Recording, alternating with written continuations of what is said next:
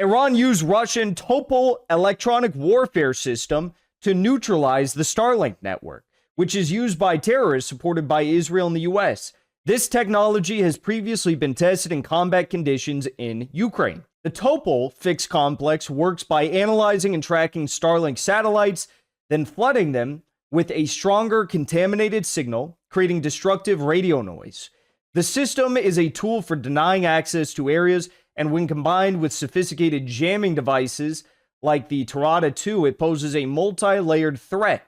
When integrated with other intelligence systems, it can pinpoint the locations of Starlink stations, turning satellite internet from a secure feature into a detectable vulnerability. So that's how they were able to locate the organizers of the riots and find out where they were and shut it down and arrest all of them. The whole idea with these Mossad riots in Iran was not to have them be successful, but for them to be so violent and so obviously foreign funded, foreign operated, that it would invite a major crackdown from the Iranian government, which would then be used as justification to present to Trump for renewed war against Iran. That's exactly what happened here.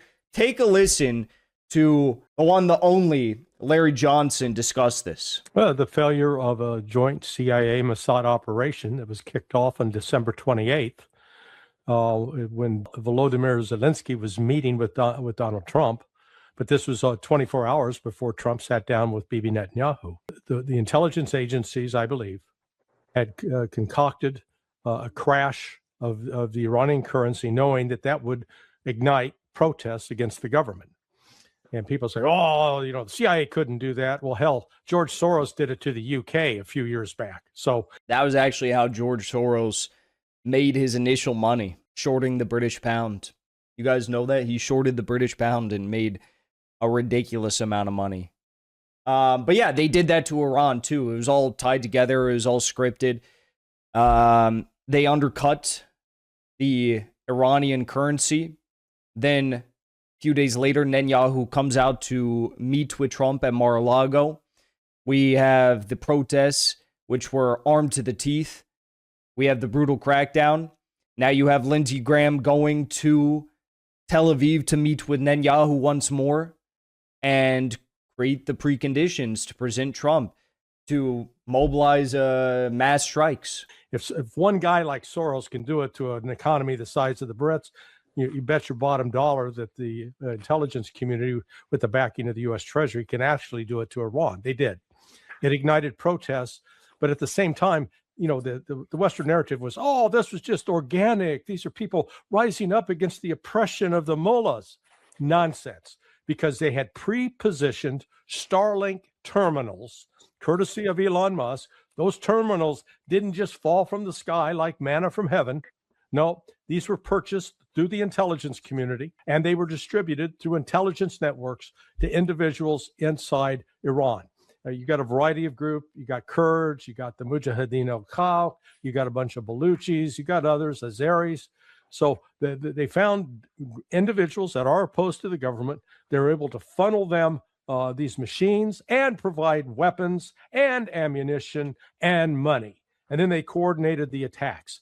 That continued until about late last Thursday, early Friday morning, Iran time, when they finally got on top of it with the assistance of Russia's electronic warfare. They tracked down, they disrupted the internet, they shut down the Starlink system. Once that system was shut down, the ability of these protesters to organize and to be able to coordinate was eliminated. And then the Iranian security services moved in and started taking them down. This was, I think, all planned to coincide. If that had not been disrupted last Friday, it would have culminated on Tuesday with a military strike by the United States, who believed that the government had been so discredited that that military strike would have brought about a collapse of the government, with the stories were being put out that the mullahs were going to flee to Moscow. That was all disrupted. Wow. That, I think, is why Trump called off the attack. They have no intention of ending any assault on Iran. It's going to take place. It'll probably be later in February or March. Larry Johnson says February or March. Could be. I wouldn't be surprised if it's even quicker than that the war begins. Here are just a few of the weapons that were being smuggled to the terrorists on the streets, the Mossad rioters, ISIS-like Mossad rioters on the streets. 60,000 weapons were intercepted on the way to these Zionist terrorists on the streets. Starlink was intercepted, as we know. This was being used for communication with outside intelligence agencies. You can probably imagine who, right? Now, here's something interesting. Iran, by the way, my God, we've got the Iranian monarchist flag still on X. I guess they're going to get rid of it. It didn't even work. You know, emblematic for Iranian monarchists, right? The flag emoji only worked on desktop. If you try to use it on your phone, it glitched out and like you couldn't add other flag emojis. It didn't even work. But yes, Elon Musk's Twitter engineer placed the Iran flag emoji as the monarchist flag on Twitter. Up until this day, apparently it's going to get removed and changed back to the Islamic Republic flag. But that's crazy. That goes crazy. Iran used Russian Topol electronic warfare system to neutralize the Starlink network, which is used by terrorists supported by Israel and the US. This technology has previously been tested in combat conditions in Ukraine. The Topol fixed complex works by analyzing and tracking Starlink satellites, then flooding them with a stronger contaminated signal, creating destructive radio noise. The system is a tool for denying access to areas, and when combined with sophisticated jamming devices like the Tirada 2, it poses a multi-layered threat. When integrated with other intelligence systems, it can pinpoint the locations of Starlink stations, turning satellite internet from a secure feature into a detectable vulnerability. So that's how they were able to locate the organizers of the riots and find out where they were and shut it down and arrest all of them. Following Iran's successful deployment of this system, the operational data obtained will be of great value to Russia, given the Ukrainian military's near total reliance on Starlink. A mobile version of the Topol could decisively disrupt enemy communications during critical attacks, whether permanently or during offensive operations, whether local or large scale. This was another interesting thing. There was videos of Israelis giving tutorials for paid Iranian protesters, what to say, how to act, what to film, how to film it, so on and so forth. And this is probably one of the craziest things of all. So the Financial Times actually did real journalism. They interviewed, if you can believe it, they interviewed people who witnessed the riots in Iran. This is what they had to say. I can't even believe the Financial Times published this. Testimonies from the scenes of the unrest, some spoken directly to the Financial Times, in addition to those smuggled out through intermediaries, revealed a muddied account of the turmoil itself, in which agitators mingled with genuine protesters. Clashes claimed the lives not just of unarmed citizens who formed part of the leaderless, no, we know who their leader is, leaderless crowds, but of well-equipped security personnel. There were groups of men in black clothes, agile and quick, said one demonstrator in Tehran. They would set one dustbin on fire, then quickly move to the next target.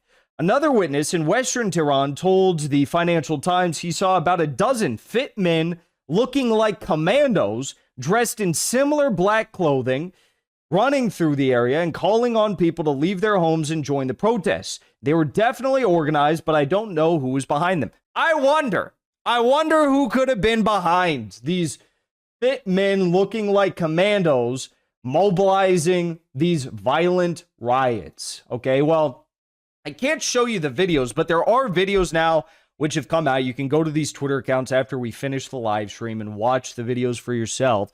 Iran has released footage showing a highly trained group of individuals, most likely Mossad, preparing an attack in Iran on Thursday, which was one of the violent nights of the protests, loading weapons, concealing firearms under clothing, and using satellite communications believed to be linked to foreign intelligence agencies.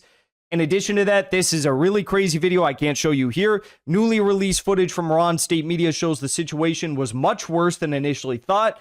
Thousands of masked and heavily armed individuals backed by foreign intelligence organizations were attacking security forces civilians, attempting to take control of state institutions, government buildings, and police stations across Iran. And they were doing that with heavy firepower, which you could watch in this video if you go and watch it for yourself. I cannot show it to you here. Jimmy Dore retweeted this, said, Iran protests are Mossad CIA infiltrated to cause violence and give the war machine cover to bomb and go into Iran and turn it into a failed state, just like they did in Iraq, Libya, Syria, Ukraine, etc., etc., etc. Do not fall for it. All right? Well, it doesn't really matter if anyone falls for it or doesn't fall for it. Again, the whole idea here is to make this a very obvious Mossad operation, which demanded immediate brutal crackdown, which would then be used by the state, by the United States, that is, and Israel to justify strikes on Iran, which it seems as though they intend on doing in the very near term. Before you leave, I want to say thank you for the support, because after 2 years of being banned, we are finally back home on YouTube. So be sure to subscribe to our channel and also join as a member on our channel using the link at the top of the description. I rely on the generous support of viewers like yourself to get the truth out to as many people as possible. You can also support the show on Locals or Give Sin Go. The mainstream media and the powers that be are never going to stop attacking us for bringing the truth to as many people as we do. Thank you so much for your support.